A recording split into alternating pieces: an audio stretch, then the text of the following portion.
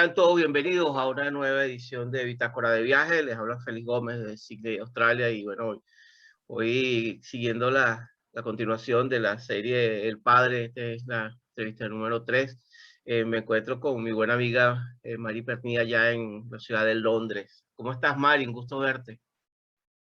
Bueno, encantada, feliz de estar acá. Gracias por esta invitación. Para mí siempre es un honor poder compartir contigo algunas ideas y compartir también puntos de vista, ¿no? Tanto a nivel del conocimiento como algunas vivencias que podemos tener como profesionales y que nos conectan con temas diversos, ¿no? Y este tema me parece súper interesante, importante, que de alguna manera debatir sobre él y encontrar aspectos sobre los que reflexionar, me parece algo que puede ser interesante y que puede dejar un aporte para acá, para tu canal.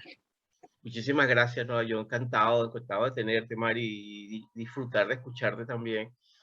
Mira, hay varias cosas, hay muchas cosas que han surgido en esta serie del padre. Yo te comentaba fuera de cámara que una de las razones por las cuales me motivó es que mucha gente me ha escrito.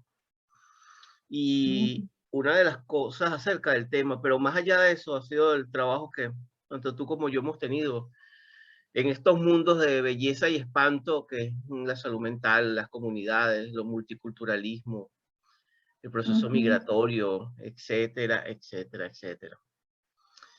Y comenzaría esta danza de conversación contigo y esta danza reflexiva con un libro que me pareció muy interesante, lo leí, caramba, el tiempo pasa, hace como ya más de 30 años.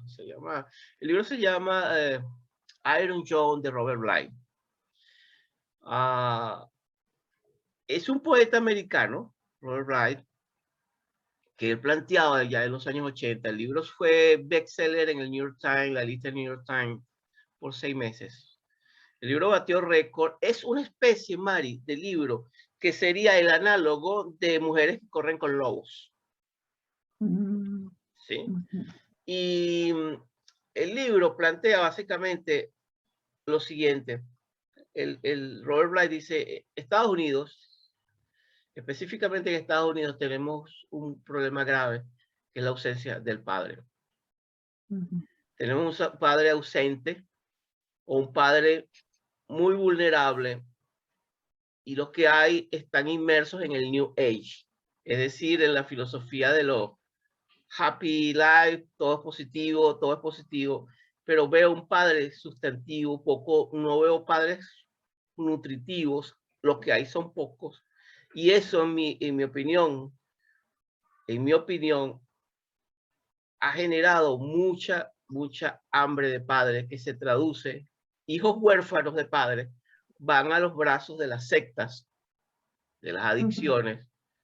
Y en el mundo clínico sabemos la correlación entre la dinámica familiar, y esto no es New Age, esto es evidencia que data ya de los tiempos de Freud, y mucho es el camino que hemos recorrido acerca de la dinámica de la familia. Y dentro de esa dinámica de la familia, el rol del padre ha sido un rol que ha sido hoy en día bastante discutido, aunque son en las últimas 2 décadas cuando realmente se comienza a hacer más investigación, porque de la madre pudiéramos hablar cualquier cantidad de trabajo, pero del padre como tal, realmente son los últimos 20 años cuando se hacen realmente más investigaciones, se comienza a estudiar, incluso desde un punto de vista antropológico, desde un punto de vista sociológico.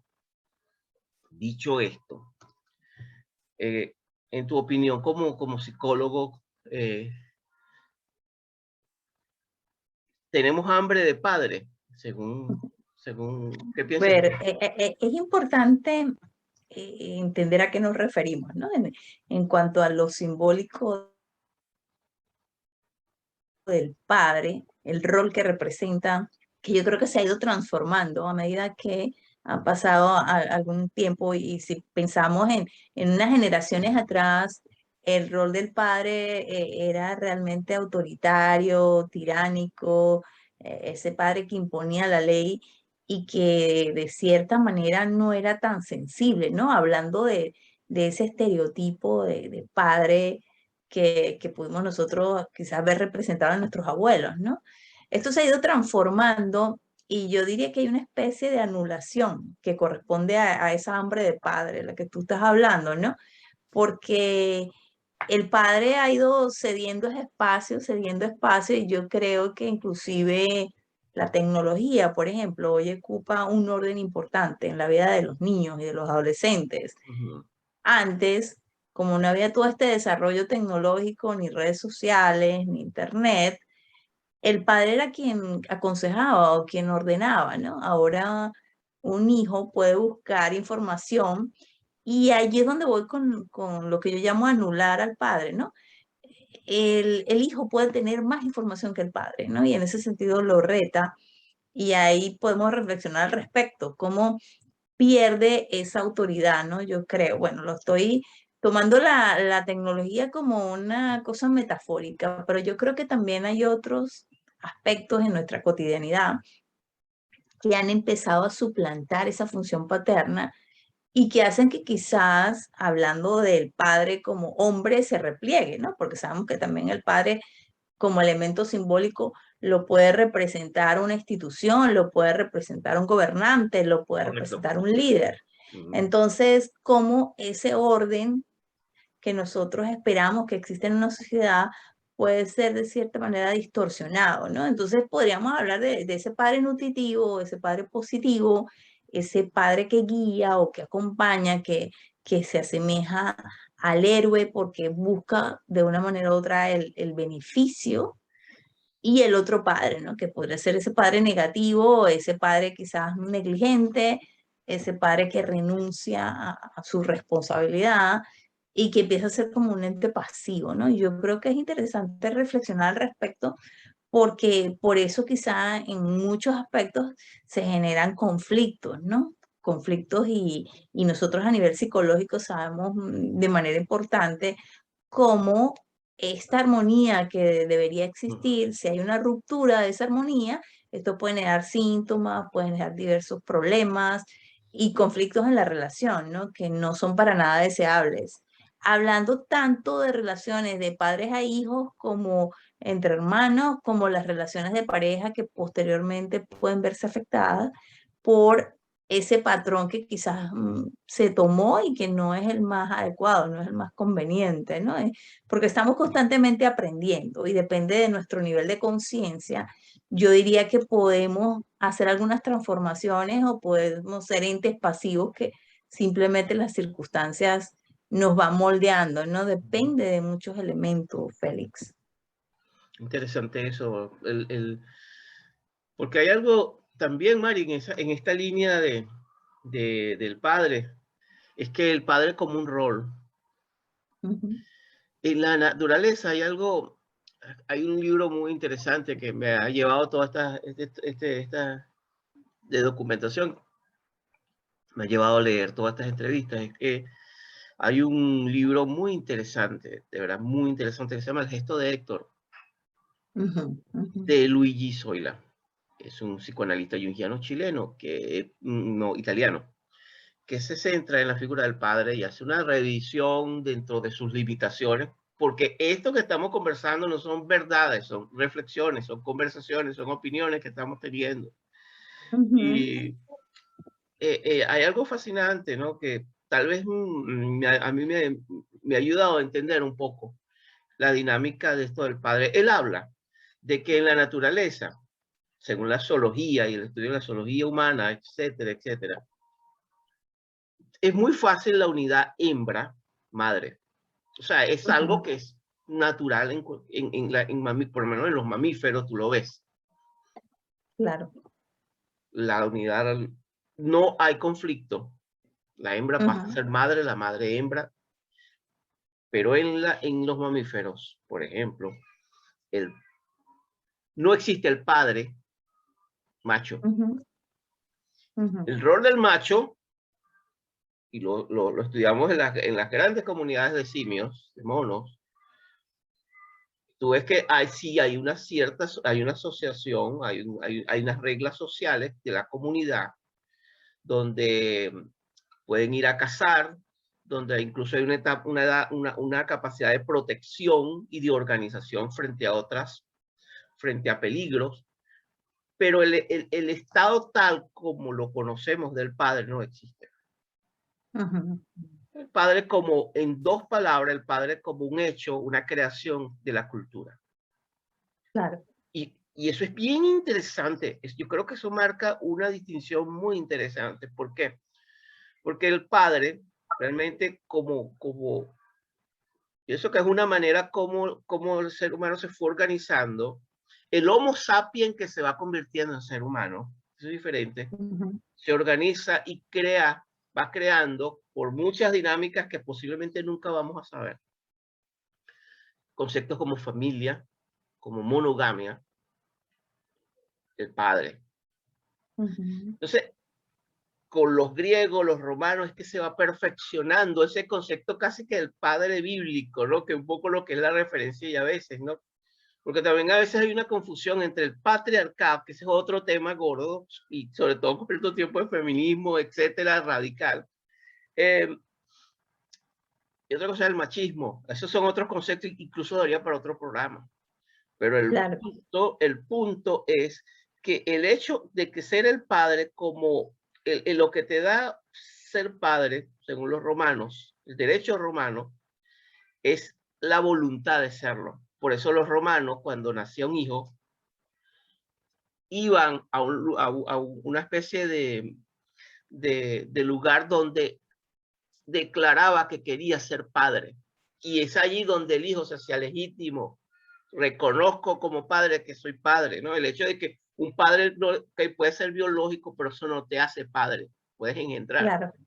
Padre es el Ujú. que educa, y los romanos tenían dos conceptos, authorities, de autoridad, y el concepto de educar, por eso hablamos de esto. Entonces, en esa dimensión Ujú. de la cual el padre puede ser un educador, puede ser el que guía, nosotros nos Ujú. encontramos, y cuando digo nos encontramos, eh, con que cuando un padre está ausente, por ejemplo, en la dinámica familiar, algo lo va a sustituir dentro del sistema. Claro. Supuesto, sí, sí, sí, sí, sí, claro. Y de ahí que viene lo que te digo, ¿no? La parte simbólica, porque en eso es importante darnos cuenta, bueno, lo vimos nosotros en diversas teorías, ¿no? Que la figura del padre puede ser el abuelo, la puede ocupar un tío, como una niña que, por ejemplo, es hija de una madre soltera, en algún momento va a encontrar esa imagen de padre en algún familiar, o de alguna manera va a surgir el proceso que sea de manera normal o lógica en la psique femenina y en la del niño también, ¿no? Y en ese sentido, bueno, quisiera adentrarme en Clarisa Pincola Estés, que la mencionaste, porque a mí me parece como una autora representante de la psicología femenina, ese ejercicio que ella hace, ¿no? En su libro, donde básicamente a través de las historias ella representa diversos aspectos de la psique femenina, ¿no? Que en cada mujer coexisten y cómo algunas cosas, bueno, me acuerdo porque mencionaste el patriarcado, cómo algunas cosas históricamente han anulado esa esencia femenina, ¿no? Mm. Y ella lo que intenta en su libro es que la mujer desarrolle esos aspectos de mujer salvaje, la intuición, por ejemplo, como elementos que la conecten consigo misma y la permitan desarrollar su potencial, ¿no? Entonces es bien interesante porque en estas historias se puede lograr una identificación y se puede lograr encontrar también respuestas a situaciones, ¿no? Bien particulares que nos pasan. Bueno, el libro es escrito en torno a la psique femenina, ¿no? Pero la intuición no solo presente en las mujeres, también está presente en los hombres, ¿no?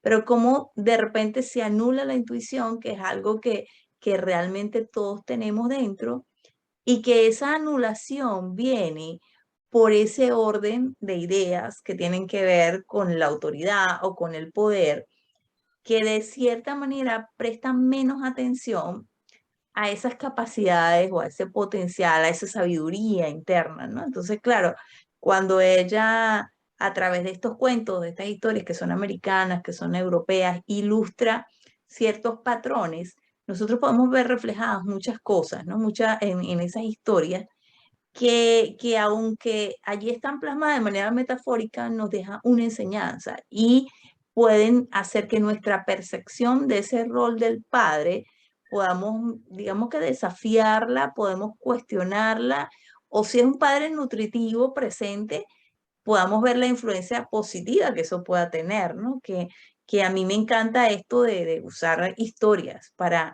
nosotros poder ver reflejada la realidad y compararla como hacían los griegos, ¿no? En sus representaciones también. Entonces, claro, yo creo que hay muchas formas de nosotros ver este tema, ¿no? Le podemos dar diversas perspectivas Sí. y yo creo que lo más importante es como reflexionar también en la vida actual, ¿no?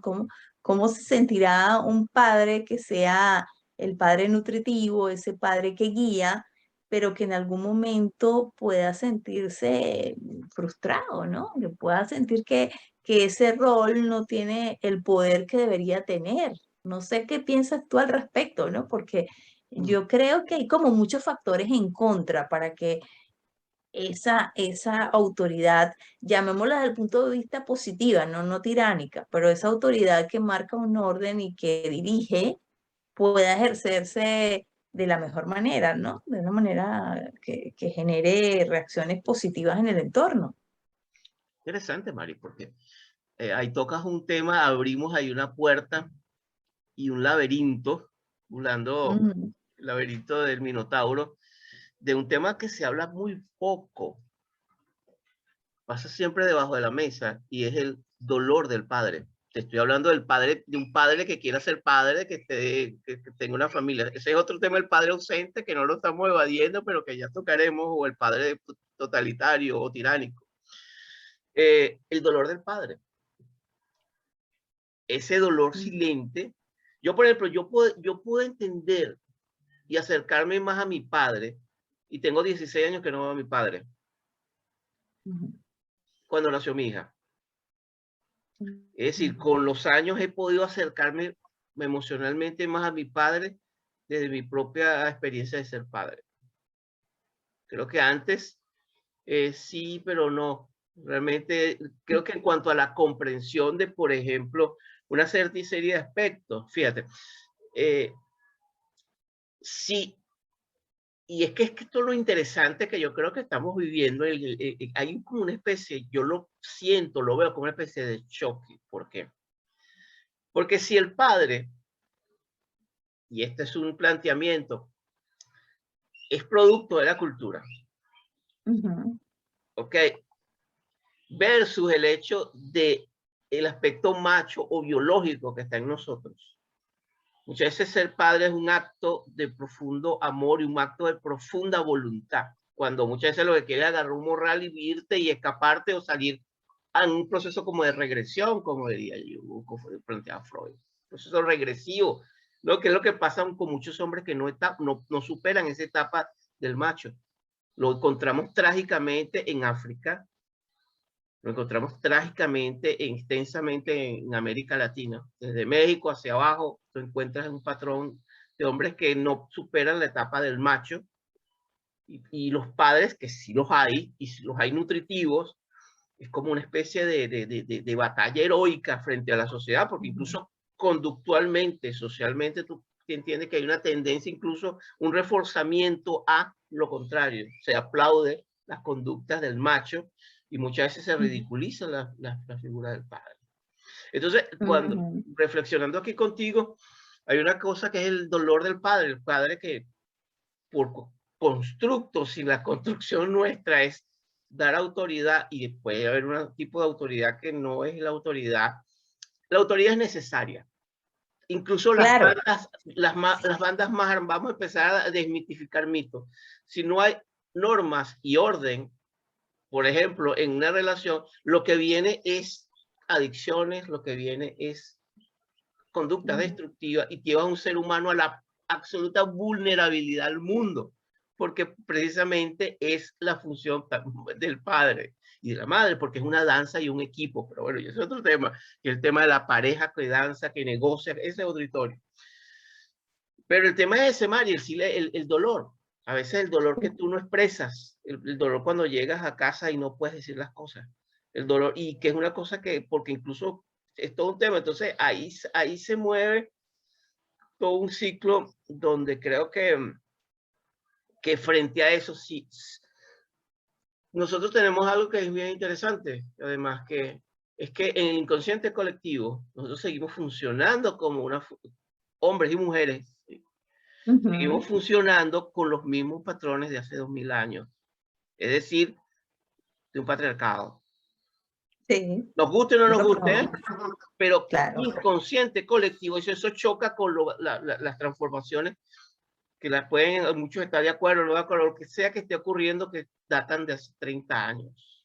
Ujú, Yo creo que eso ujú. está generando un momento donde hay una gran confusión, Sí, donde hay una sí. gran, porque inconscientemente seguimos funcionando con ese arquetipo de lo que estamos incluso inconscientemente esperando, ¿no? Ujú. ¿Cómo lo miras tú allí desde esa perspectiva? Claro, es interesante porque de hacia justo hacia allí iba yo, ¿no? Tú le pusiste la palabra apropiada, el dolor del padre, ¿no? Yo creo que sí, ¿no? Que hay muchas contradicciones y eso genera muchas dificultades en el ejercicio de ese rol paterno y sobre todo por eso que cargamos ancestralmente, por eso que está en el inconsciente colectivo y con lo que nos identificamos y lo que de cierta manera se espera, ¿no? Y obviamente que esto está enmarcado dentro de costumbres, cultura. Hay muchos aspectos que pudieran reforzar o pudieran negar algunas cualidades, ¿no? Porque, bueno, cuando tú hablabas de África, de Latinoamérica, pensando en eso que mencionabas, pues sí, el reforzamiento de patrones que pueden ir más por el lado del machismo, ¿no? Del hombre macho y que por eso quizás la paternidad sea concebida de una manera en la que algunos no la ejercen, sino que simplemente es un acto deliberado y Biológico. responsable, y ahí vamos con la parte biológica, donde no se involucra el afecto, ¿no? Y ahí, bueno, desafortunadamente los hijos que son regados, como decimos por allá, ¿no? Que crecen sin ningún tipo de responsabilidad por parte paterna.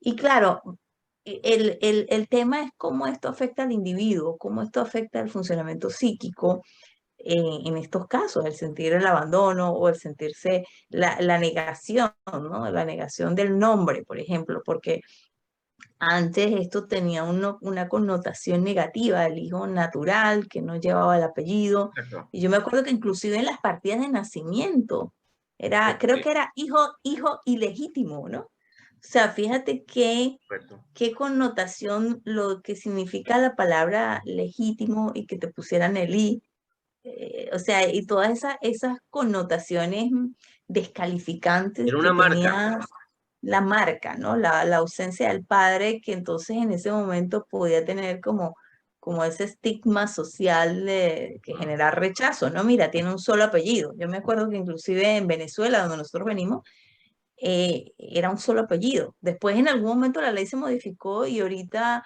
un hijo de una madre soltera lleva los dos apellidos de la madre, pero no sé hasta qué año era un solo apellido. Entonces, esto ya era esa marca de la que tú me estás hablando que denota la falta, ¿no? Esa ausencia, que genera de cierta manera una sensación tremenda, porque yo creo que está como la parte psíquica o muy interna, que es la parte vivencial y que es la que nosotros trabajamos, pero si aparte de eso hay un componente social en el que alguna característica ya pone una etiqueta y de cierta manera se descalifica a esa persona por no tener ese reconocimiento del padre, porque yo creo que lo fuerte era eso del apellido, ¿no? No Ujú. llevas el apellido del padre, llevas el apellido de la madre y la connotación que esto tenía. Y claro, cuando pensaba en el dolor del padre, cuando tú estabas hablando, me acordaba de algunas cosas que pasan en otras culturas donde el apellido de la madre va primero, o en países que son un poco más flexibles. Aquí puede ir el del padre o el de la madre En primero, no Inglaterra importa. Y sí, sí, tú o el puedes Reino Unido, decidir ¿no? El Reino en Unido. el Reino Unido, claro, es una cosa que la pareja decide.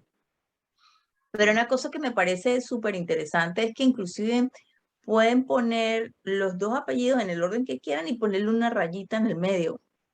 Y eso se transforma en un solo apellido. Mira qué interesante. Esa unión te- termina siendo un solo apellido que posteriormente ese hijo lo puede pasar, ¿no? No como pasa en nuestra cultura, que entonces si es una hija, el apellido se pierde, ¿no? El apellido de la madre se pierde en algún momento porque no hay una continuidad.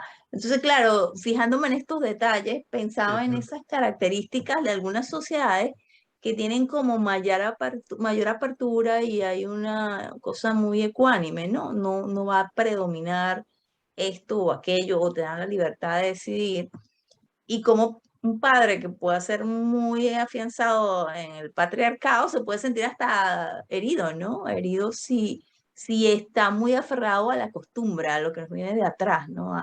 A continuar con algo que pueda considerar un legado o algo que tenga esa connotación, ¿no? El apellido como algo simbólico también de esa continuidad, ¿no?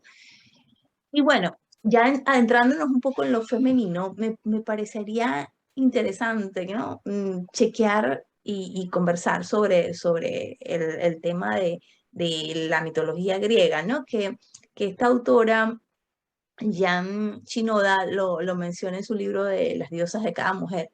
A mí me parece súper interesante porque cuando ella va mencionando estas diosas, que son representaciones que las mujeres tenemos, que se transforman en rasgos de personalidad, la relación con el padre va a influir muchísimo en que esas características se afiancen o esas características entren en conflicto, ¿no? Y eso me pareció súper interesante cuando yo leí el libro, porque para ponerte un ejemplo, Atenea, que está más basada en el intelecto, que es la diosa que tiene que ver con la casa, con el orden, con lo lógico, muy ligada a este plano del ejercicio de lo intelectual.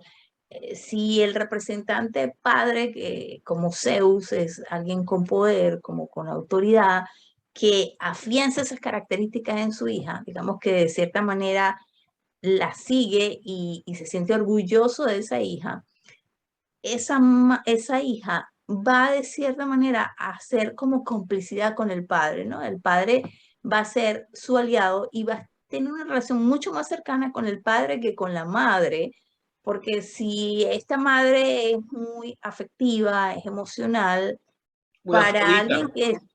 que, sí, o la madre es muy afrodita, entonces para esta Atenea, la figura femenina va a ser desvalorizada.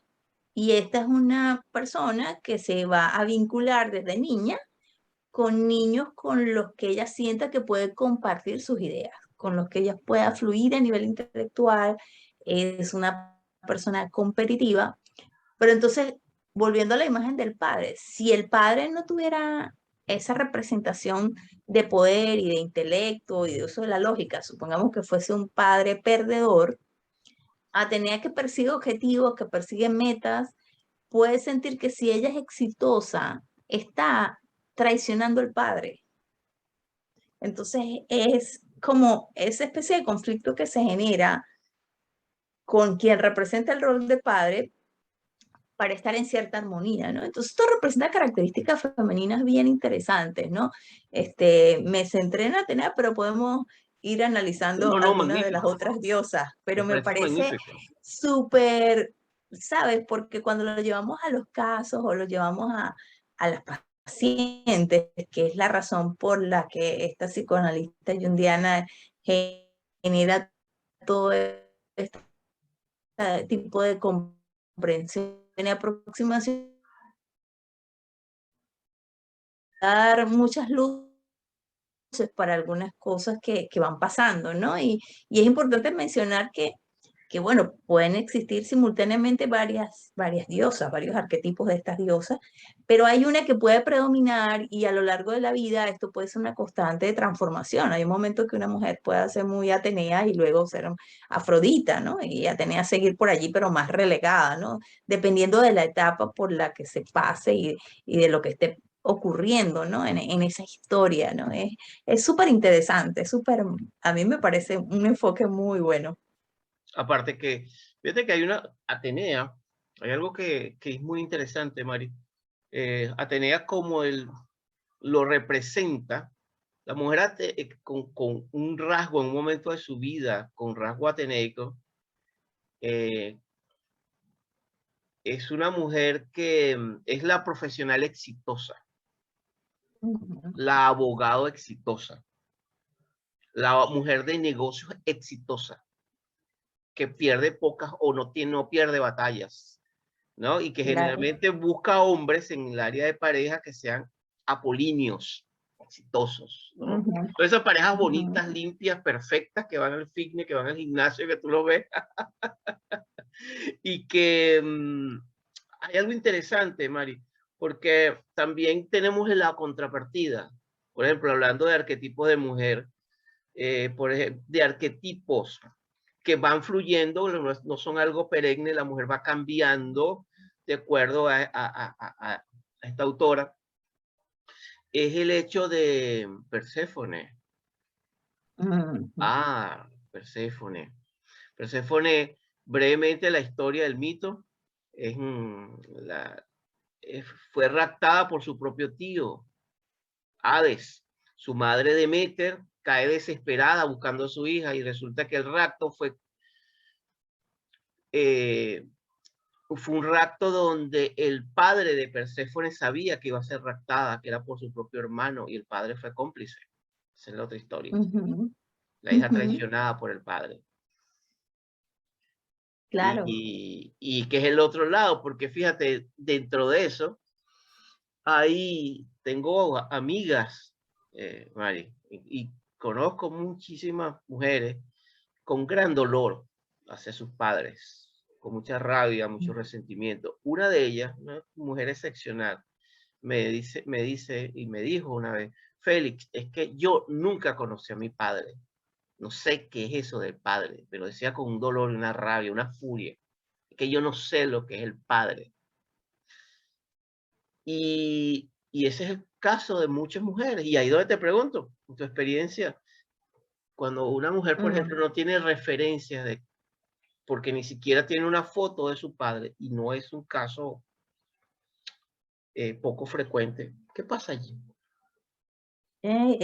Yo creo que, claro, el nivel de no saber genera una frustración intensa, ese vacío está allí presente, ¿no? Y estos casos extremos donde ni siquiera lo que tú dices, ni siquiera la foto, o ni siquiera el nombre, esa ausencia de ese significante que yo creo que marca, ¿no? Porque allí hay una frustración que va a estar presente y bueno, en muchas mujeres esto se refleja luego en su vida adulta, en temor a establecer relaciones de pareja o si las tienen, a relacionarse de una manera superficial, ¿no? Con una libertad y con una falta de compromiso, porque realmente hay mucho miedo, ¿no? Por ese tema del abandono marca muchísimo. Yo diría que se convierte en ese temor al abandono, porque en algún momento, en una etapa inicial de vida, el abandono estuvo presente, ¿no?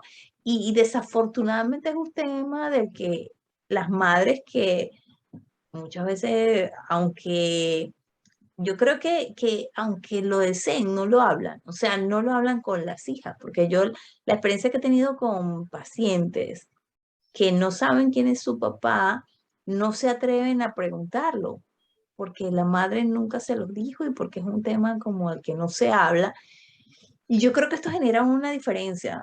Si hay una madre que está abierta a explicarle, a contar la historia, a decir qué pasó a su hija o a su hijo, esto al menos llena un poco el espacio de la interrogante, ¿no? O sea, al menos da respuesta, da cuenta de que parte de su historia tiene una explicación, pero cuando no se habla, aunque sabemos que en el inconsciente hay una información que sí está allí, ¿no?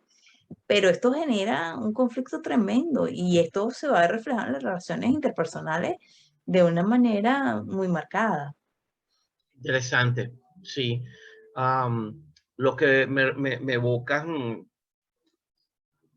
eh, los estudios de antropología Ujú. que dicen lo que una generación no resuelve, se lo pasa a la otra. Bueno, sí, sí, sí, sí, sí, sí. Es tremendo, lo vemos en visiones políticas, lo vemos en visiones culturales, lo vemos en maneras de percibir, en conflictos que tienen siglos, porque se va quedando y al no ser resueltos, pues Ujú, queda esa imagen, ¿no? Tremendo, ¿no? Esa imagen de cómo el, esa imagen del padre, como sea que cada ujú. quien se lo represente, eh, tiene un impacto. Yo también quiero aclarar acá que no estamos eh, eliminando la figura de la madre, solamente que estamos evocando la figura del padre como un elemento, porque entrar en la complejidad de la familia es aún mucho mayor, porque al final la familia opera dentro de una unidad que es la pareja, que es una danza, que es un Claro, tema que tiene etapas y que tiene una belleza y una complejidad y un horror al mismo tiempo, porque se mueven muchas fuerzas allí, tanto conscientes como inconscientes. claro. Dicho esto, Mari, hay un elemento también interesante, ¿sabes? Que me llama la atención. Es que a una generación, estamos hablando, por ejemplo, pasamos del padre, ese padre que, que sencillamente está ausente por múltiples razones. Y las razones no son únicamente porque el padre fue irresponsable, sino padres que mueren en guerras, padres que Ujú, mueren, como pasó en la Primera y Segunda Guerra Mundial, murió el 40% de la población joven de Europa con entre 18 y 30 años. Eso fue una tragedia que todavía Europa arrastra.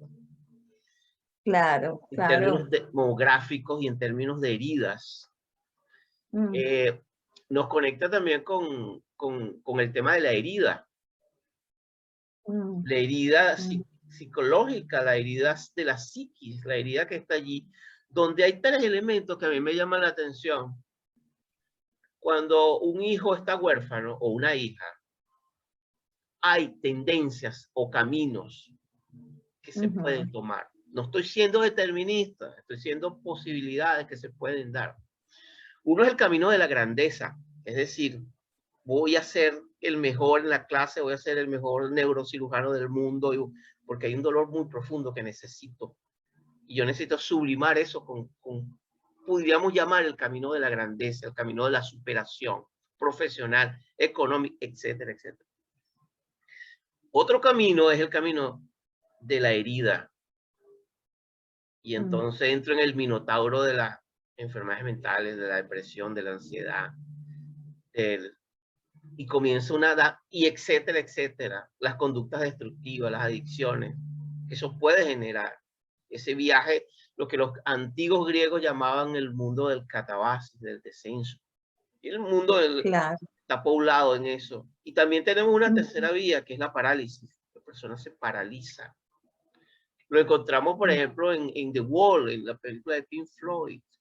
Es interesante el ujú. personaje de Pink, porque cuando uno revisa la vida de Roger Waters, el padre muere en la Segunda Guerra Mundial y queda ausente. De alguna manera, ese personaje que estamos viendo allí es un reflejo de su propia reflexión y de su propia vida. Claro. Mm, Hay un elemento dentro de eso que a mí me llama mucho la atención. Por ejemplo, el caso de las hijas, el caso de los hijos. Por ejemplo, y es una reflexión que me hago, cuando, por ejemplo, un hijo eh, tiene el padre ausente,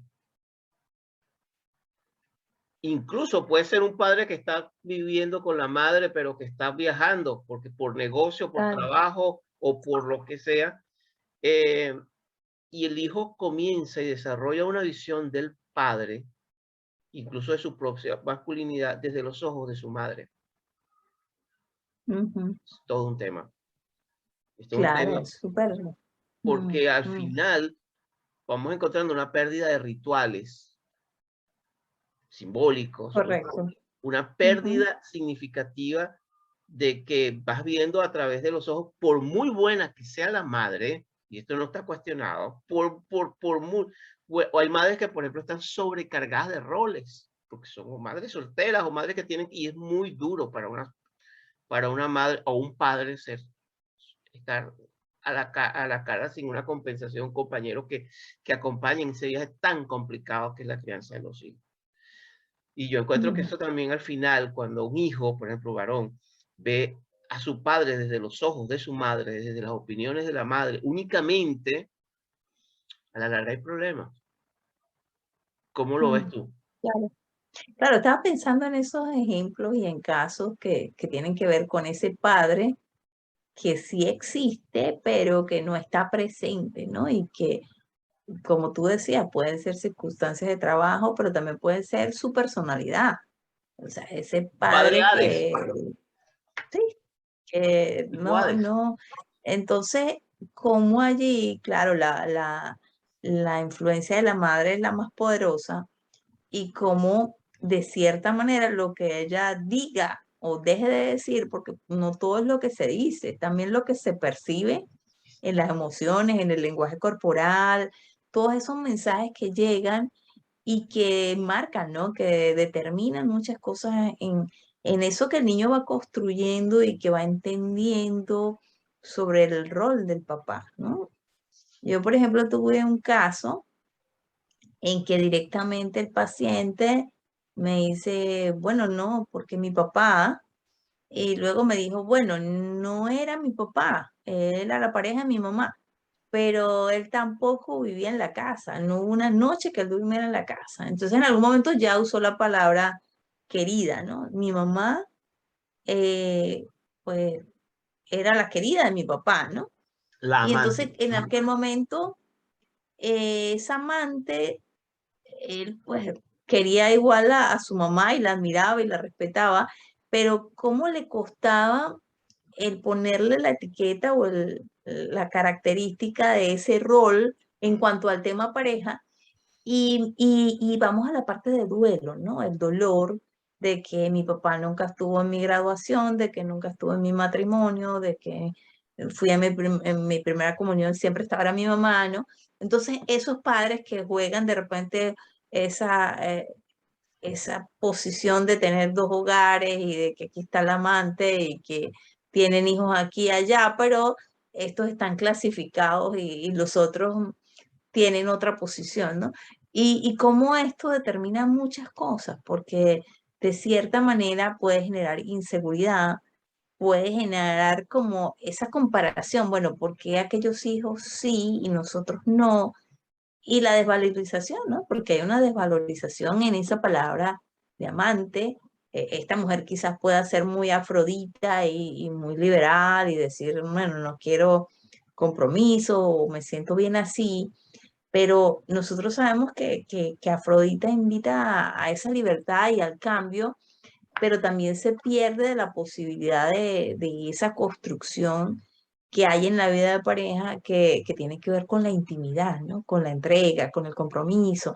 Entonces, claro, yo creo que un niño o una niña que crezcan en un hogar disfuncional, para colocarle un nombre general a diversas características que se puedan dar en una relación de pareja, de cierta manera tiene una inestabilidad, ¿no? Que esa inestabilidad puede influir muchísimo, como tú decías, ¿no? Tomando en algún momento quizás un rol que le llene de gratitud y que lo haga evadir toda la tristeza por esto que está, que está perdido, que no hay forma, porque por más de que lo intente, él no puede influir en la vida de pareja de sus padres, a una posición más depresiva, donde se sumerja quizás en la tristeza y vengan toda una cantidad de trastornos que pudieran aparecer o no, ¿no? Pero entonces realmente nosotros podemos darnos cuenta, haciendo este análisis, lo importante que es contar con figuras que puedan ser estables, sólidas, que puedan darle al niño o a la niña lo que necesita, ¿no? Para crecer y construir en un aparato psíquico en el que las figuras estén allí llenando un espacio nutritivo, un espacio en el que pueda sentirse apoyado, acompañado, ¿no? Y también cómo esto influye en la pareja, ¿no? Porque si es una pareja que tiene una buena relación, esto es lo que van a proyectar en los hijos, ¿no? Hay buena comunicación, hay armonía, pero si es una pareja que aunque estén conviviendo, están en eterno conflicto, pues nosotros lo sabemos, que esto genera repercusiones negativas, absolutamente negativas en la conducta de los hijos. Es interesantísimo, porque también tiene que ver mucho cómo la relación entre los dioses y las diosas de cada uno con el otro. Claro, Por ejemplo, una relación claro. que tú encuentras, Mari, si tú, por ejemplo, tienes un hombre con una tendencia a una personalidad mercurial o de tipo Hermes, ¿no? Ujú. Ese eterno Peter Pan, Un puber eh, eterno. el eterno, tú sabes, este carismático. Por cierto, anoche, vi una película que me encantó, no sé si la has visto, del padre, de Father, con Anthony Hopkins. No lo he Te la visto. recomiendo, posiblemente puede ganar el Oscar en el 2000, este año. Se llama El Padre, de Mm. Anthony Hopkins. Eso es precisamente sobre la relación entre el padre y la hija, padre que ya está desarrollando demencia. Es magistral. Tú ves las emociones Wow. del padre ante la hija que se va a París porque tiene que hacer su vida, ¿no?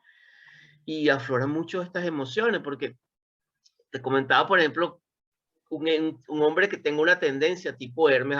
Por cierto, yo tengo acá en el canal tengo 2 programas dedicados al arquetipo de Hermes, por si les interesa. Eh, y se casa, por ejemplo, con una mujer tipo Hestia, que está centrada en el Claro. hogar, perfectos, ahí no hay conflicto, ahí hay una danza maravillosa que incluso los hijos pueden entender esa presencia y ausencia del padre porque hay una relación entre la madre o viceversa, porque los tiempos han cambiado mucho. No estoy hablando en Claro, términos, claro, y como, que Estia se siente completa, la figura del padre, no hay conflicto, ella, y no hay claro, conflicto. claro, Pero, por ejemplo, es diferente, por ejemplo, cuando tenemos generalmente no sé, esas relaciones no duran mucho. Es poco frecuente, por ejemplo, una mujer ateneica que en un momento, o una relación en la cual, por ejemplo, el hombre desarrolla un Hades por una depresión. Hades es el dios del inframundo, es el hombre callado, taciturno, tímido. Me recuerda mucho mucho al poeta, los poetas tienden a eso, esa claro. visión, ese arquetipo, ¿no? Me recuerda mucho a Rafael Cadenas con sus poemas de Rota, de ciertas cosas, ¿no? Ujú. En cuanto a Hades, que por ejemplo tiene un momento de una mujer que está con el arquetipo de Atenea, eso no dura, eso no va a durar nada Claro. porque Atenea detesta todo, Atenea es luz y estrategia y victoria, ¿no? Y claro, y no se conecta con lo emocional, o sea, Y no no va a se conecta. estar, claro, Que claro, es algo claro. interesante, Mari, porque ahí podemos dar un giro hacia la mujer actual. Y Ujú. de los arquetipos, y eso lo habla Rafael López Pedraza en su formidable libro sobre Artemisa. El arquetipo de Artemisa está más presente que nunca en la mujer occidental. Sobre todo tú estás en el Reino Unido, Claro. donde es otra cosa, ¿no? Es otra visión, otra manera de conectarse con el cuerpo, con las emociones que tiene la mujer anglosajona y nórdica. Claro, Artemisa es independiente, ¿no? Y yo creo que esto es lo que se ha reforzado culturalmente, esa mujer que puede lograr muchas cosas, pero su sentido de independencia es como lo más importante, ¿no? Y como esos aspectos culturales influyen. Aquí cuando yo llegué me acuerdo que me sorprendía es que las inglesas en su aspecto cultural son mucho más extrovertidas que los hombres, ¿no? Y son como las que en muchos momentos dan el primer paso, ¿no? Inclusive a nivel de cortejar son las que realmente, como diríamos, empiezan el juego de la seducción, ¿no? Y sí, ¿no? Yo creo que influyen muchos aspectos que a través de los tiempos se han ido modificando y que nosotros inclusive lo podemos ver en aspectos estéticos. O sea, en tiempos atrás, un cuerpo como el de Marilyn Monroe era el cuerpo deseado, ¿no? Curvilíneo y voluptuoso. En este momento es la mujer más recta y como a donde voy con este tema de la moda y las tendencias es cómo se oculta el vientre, cómo es el vientre constreñido, recogido, que no se debe evidenciar, ¿no? Como una negación de lo femenino asociado a la maternidad y cómo de cierta manera, por la influencia de esto que nosotros podemos llamar consumismo, que tiene que ver con lo que se vende, con lo que se ve, realmente al identificarse una niña o un adolescente va a querer seguir ese patrón lineal, ¿no? Donde las curvas no están tan notorias. Y allí me voy con la parte de Artemisa, ¿no? De independencia y de no estar tan conectada con que pueda en lo emocional jugar un papel importante en su vida, ¿no? Realmente no. Y claro, fíjate que conectándolo con el tema del padre, el padre tendría que ser un padre que al ver esas características en su hija sea ecuánime, sea igualitario y pueda entender a su hija. Y si no, esa hija, Artemisa, va a entrar en conflicto con un padre que pudiera ser el padre autoritario o dominante, porque no es lo que Artemisa desea para su vida, ¿no? Entonces, claro, el asociar todas estas cosas con las tendencias actuales resulta súper interesante porque ahí vemos que predomina en ese inconsciente colectivo, ¿no? Es lo que realmente inspira y de cierta manera modela para que queramos seguir ciertos patrones, ¿no? Hay algo interesante, Mari, que hemos tocado y que me parece fascinante. Es que a pesar de las modas y las tendencias, si usamos como metáfora o como narrativa, por ejemplo, la teoría de Jung acerca del inconsciente colectivo, que quiero aclarar algo con esto de Jung, Freud, el psicoanálisis, etc. Hay que recordar, porque hay mucha crítica, yo he sido un tipo bastante crítico en muchas situaciones con el psicoanálisis, eh, en ciertos aspectos, pero por ejemplo, es importante ubicar cuándo Freud, el contexto histórico, cultural, político del cual escribieron estos investigadores. Lo mismo pasa con Lacan, lo mismo pasa con Jung. Mucha gente se casa como fueran verdades. No, son planteamientos que han hecho sobre algo tan complejo como es la mente humana. Lo mismo pasa con Jung. Jung escribe en un momento histórico donde no sabía cosas que sí sabemos ahora. Es decir, la ciencia ha seguido, la psicología ha seguido evolucionando, hemos hecho investigación, etcétera, etcétera, etcétera. Dicho esto, el término, hay algo que plantea López Pedraza. Rafael López Pedraza es un autor cubano, vivió en Venezuela, bueno, la mayor parte de su vida, y escribió él se formó en el Instituto Zurich de Jung, y está considerado uno de los mejores post-jungianos de su generación, y escribió uno de los posiblemente el libro más completo sobre Hermes, que es Hermes y sus hijos. Lo que le interesa es, el libro fue escrito primero en inglés y luego fue traducido al español. El libro es realmente magistral, junto con todo lo que puedan leer de López Pedraza, a los que le interesa toda esta visión post-jungiana. Dicho esto, hay algo que me parece estupendo, y él lo dice, estupendo en el sentido reflexivo. Él dice, el gran dolor de la mujer actualmente es que también hay un gran dolor, Mari, porque muchas son, y eso lo hemos visto, sobre todo, yo he tenido la suerte y la fortuna de tener muy buenas amigas con las cuales he conversado, afortunadamente. Y a mí una de las cosas que me llama la atención es que todo tiene un ciclo. Uno no se casa con arquetipos para siempre, porque la psique es Claro, dinámica. Y una mujer que ha podido ser Artemisa, es decir, atlética, que ha hecho ultramaratones, que ha tenido los abdominales perfectos toda su vida, que ha sido la generación Instagram, obsesionada con los abdominales. Es que interesante la observación que hace, muy aguda. Hay un punto en que la psiquis, por ejemplo, puede conectarla con Demeter, la madre. Y esa mujer que entra a los claro. 40 y dice, oye, pero quiero ser madre. Y comienza o la Atenea, que un día, después de tanto éxito, abre su lujoso apartamento o su vida independiente y dice, estoy sola. Y siente la Claro, necesidad. Ahí cambia el arquetipo. claro, ahí cambia el arquetipo, claro, Ahí hay claro. una generación de mujeres con mucho dolor profundo dolor acerca de la ausencia de familia, acerca de la Ujú. ausencia de un compañero, como quiera que se lo defina compañero y bajo las reglas que estoy planteando, solo estoy planteando, o la ausencia de hijos. Y es lo que vemos después a los 40, una especie de carrera veloz por tratar de ser madre, fecundación in vitro, etcétera, etcétera. Y eso me lleva a una reflexión, hasta qué punto también, así como han ocurrido extraordinarios avances en los cuales yo soy uno de que apoyo esos avances y que estoy feliz de que, por ejemplo, las nuevas generaciones, incluyendo mi hija, tienen la posibilidad de recursos y de vivir en un mundo donde haya más libertad, por lo menos Occidente, que esa es otra historia.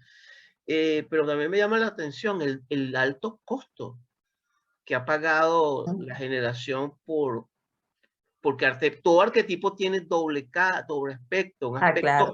positivo, generativo, potenciador, pero también tiene un aspecto oscuro, doloroso, que puede llevar a problemas. ¿Cómo lo ves tú ya desde tu perspectiva femenina, Mari? Me llama la atención Claro, eso. el aspecto sombrío, ¿no? El aspecto de la pérdida, que de hecho, eh, citando a Atenea, por ejemplo, ese éxito que se puede reflejar en lo profesional, pero que realmente hay un vacío por otro lado con el que una mujer que esté muy enfocada en este arquetipo, quizás en algún momento no siente la necesidad o no se conecta, pero resulta que como hay un ciclo normal, vital, que tiene que ver con estas etapas por las que las mujeres pasamos, si ella se conecta con Demeter y su deseo de ser madre a los 35, a los 38, quizás todavía sea posible, pero si le pasa los 40, ella su ciclo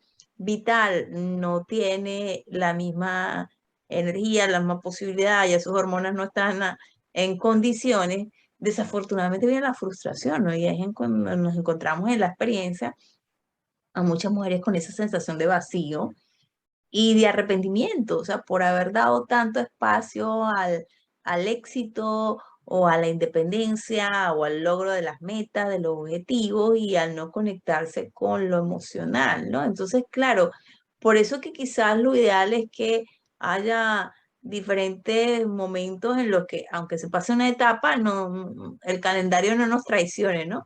Pero también de que estas diosas puedan, estos arquetipos puedan coincidir y que puedan de cierta manera, yo diría la palabra negociar, ¿no?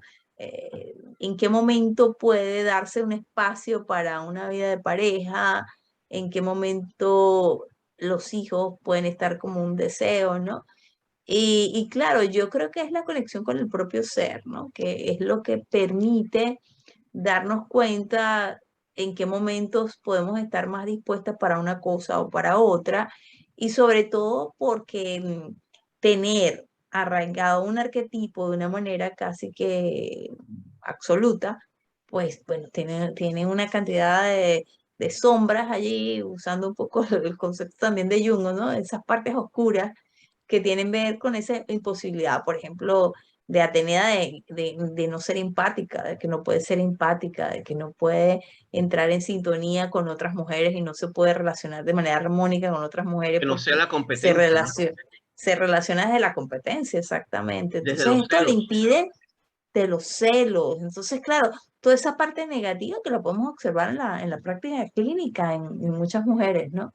Entonces resulta súper interesante hacer este ejercicio y notar las consecuencias que tiene el poderse como que sí, como que enfocar en solo una cosa y desconectarse, porque si nos vamos al desarrollo de la espiritualidad, por ejemplo, resulta súper importante porque la intuición, la conexión con todos estos aspectos de la sabiduría que todas tenemos y todos tenemos, es súper importante para la trascendencia, ¿no? Claro. Para el desarrollo del ser, para el logro de objetivos que van allá más allá de lo tangible o de lo material, ¿no? Y que son los que le dan sentido a la existencia. Aquí me voy un poco con la parte experiencial, que Claro. es lo que te permite que tu vida pueda en algún momento tener un sendero con el que cual tú te sientas satisfecho y que sientas que lo construiste tú, ¿no?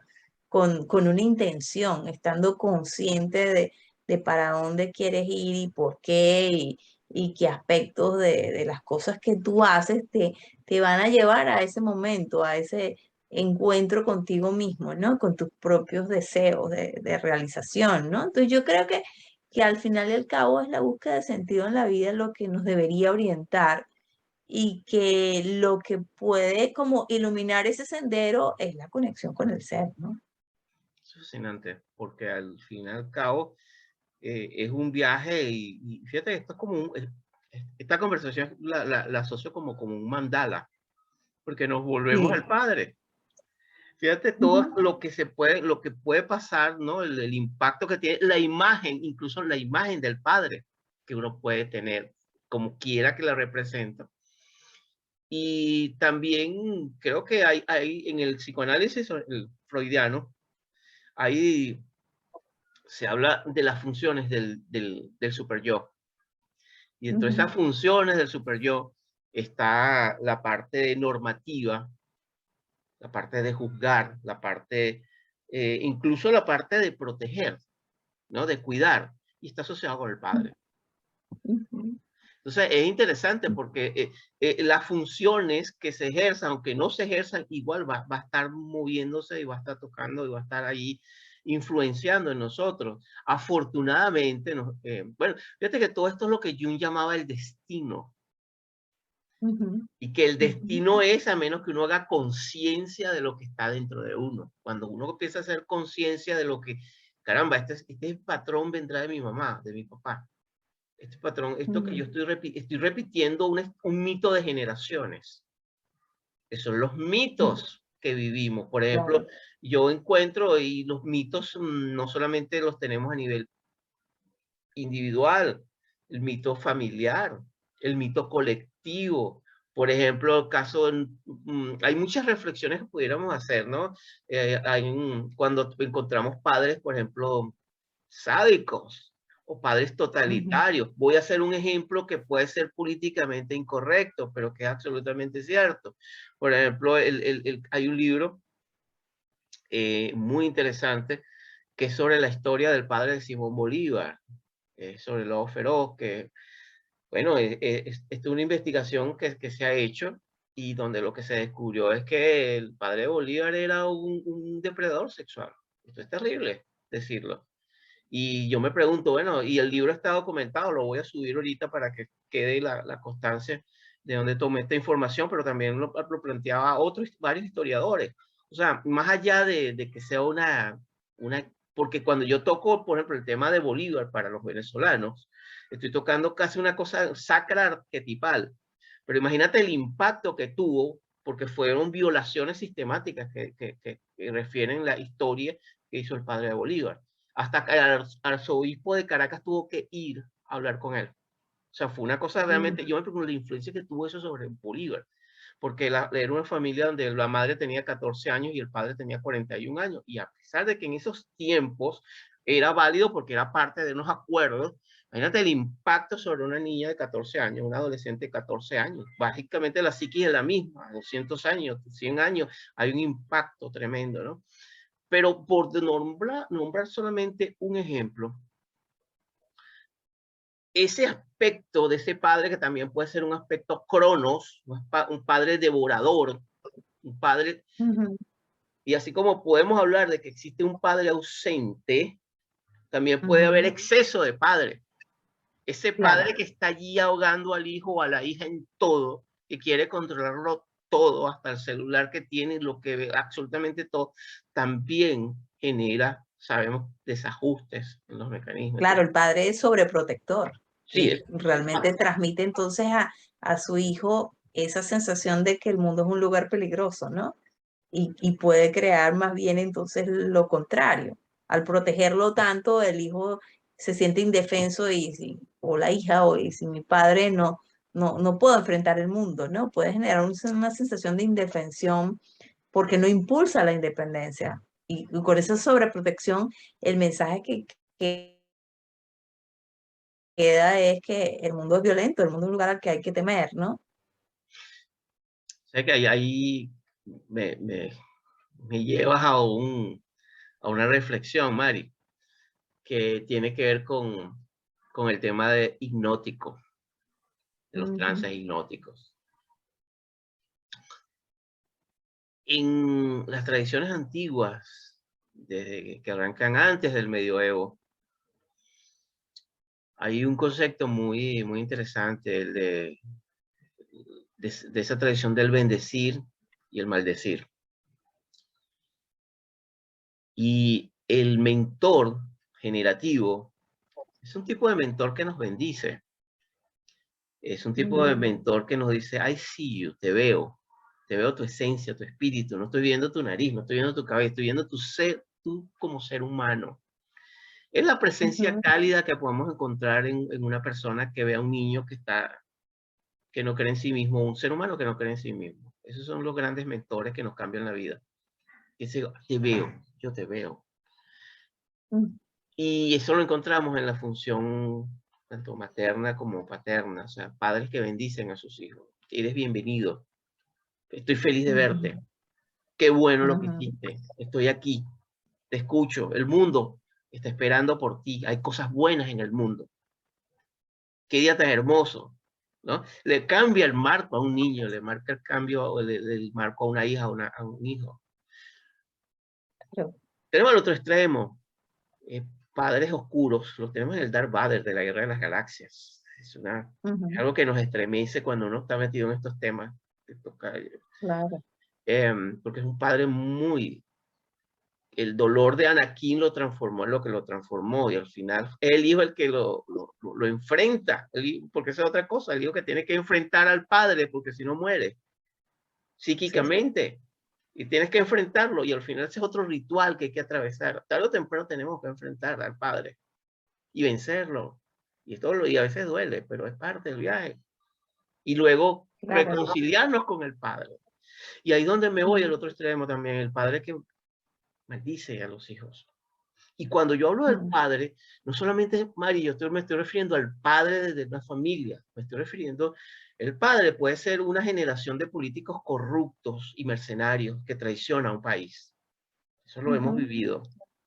El padre puede ser instituciones que traicionan en vez de proteger y cuidar y ejercer las funciones del super yo. El padre que traiciona puede ser el padre o el abuelo que viola. Ujú, Es decir, podemos claro. encontrar donde el mensaje es, tú no existes, Que destruyo. el Ujú, mundo es un lugar malo, eres invisible, ¿no? Por eso es ujú. que en los antiguos el exilio era una de las máximas penas, porque te Sí, exilio, el destierro. te aparto, te alejo, no existe. Dicho esto, es muy poderoso eso, es muy poderoso. Y tú tocabas algo que a mí me metiste en trance hipnótico, porque esos son trances que podemos pasar toda la vida a menos que hagamos conciencia. ¿Qué tipo de Claro, bendiciones he tenido yo en mi vida? ¿Y qué tipo de claro. maldiciones he tenido? Y si vemos las maldiciones como un trance hipnótico, podríamos verlo también como hechizos hipnóticos. Pero la Ujú. buena noticia es que los hechizos también pueden desaparecer. A ver, Se puede romper. se Ujú. pueden romper. Y ahí nos da una inmensa energía y una inmensa oportunidad de un viaje maravilloso de transformación, porque es que eso es el otro aspecto, no únicamente quedarnos con eso oscuro, sino que todos los Ujú. días hay gente extraordinaria que está haciendo cambios en su vida. Tú lo ves me imagino, esa Londres de inmigrantes, de mujeres, que es otro gran tema de mujeres que están rompiendo con el hechizo hipnótico de una Claro, cultura que no los deja. Pasa mucho con gente claro, visto ese conflicto de gente que viene de otras culturas y se encuentra con culturas más multiculturales donde las hijas rompen y al final termina siendo rompen con las tradiciones de sus padres, pero al final termina siendo un proceso dolor. Lo vemos en Persépolis, en la película Persépolis. claro, claro, Y ahí nos abre una oportunidad, pero también lo que es la belleza y el misterio de la vida, ¿no? Como un viaje transformador. claro. Sí, creo que eso es lo más importante que hay que destacar, ¿no? Que somos capaces de transformar el camino, de transformar el destino, de cambiar el curso de las cosas, ¿no? Que aunque algunas cosas que pasen nos afecten, hay la posibilidad de transformarlas. Y yo creo que eso es el mensaje de esperanza, ¿no? Y cómo, aunque el mundo pueda ser un lugar hostil o peligroso, dependiendo de muchas circunstancias, esto se puede transformar, ¿no? Me viene esa imagen del padre de Guido en La vida es bella, ¿no? Donde Oh, sí. en aquel campo de concentración, él juega y él hace que su hijo disfrute aunque él está sufriendo, ¿no? Y cómo es el padre que se entrega, porque el hijo sobrevive, pero es el padre quien en un momento es fusilado, ¿no? Y cómo el mensaje que nos deja esto, ¿no? Esta película es hermosísima, pero es ese padre entregado, sacrificado y que hace reír a su hijo a pesar del sufrimiento, ¿no? Es muy hermoso quedarnos con esa imagen de padre que de cierta manera juega un rol de salvador, diría yo, ¿no? Ese padre héroe. Ujú. Y de trascendencia, ¿no? Porque ser padre o ser madre al final es un tema que tiene que ver con lo que tú bien decías, o bien dices. Cuando uno descubre eso, encuentras la responsabilidad, la herida y la trascendencia que implica ese viaje, ¿no? Es un privilegio también. Claro, correcto, Y correcto. eso es maravilloso. Mari, muchísimas gracias por el viaje hipnótico que hemos tenido acá comunicacionalmente hablando. Encantada, ha sido una conversación fascinante, siempre es un verdadero placer compartir contigo y tener este intercambio. Me encanta, gracias por invitarme. No, un gusto, Mari. Y bueno, nos encontramos en el próximo trance, en la próxima bitácora. La próxima bitácora, ok, nos Hasta vemos. un- Bueno, la próxima, seguro. Chao.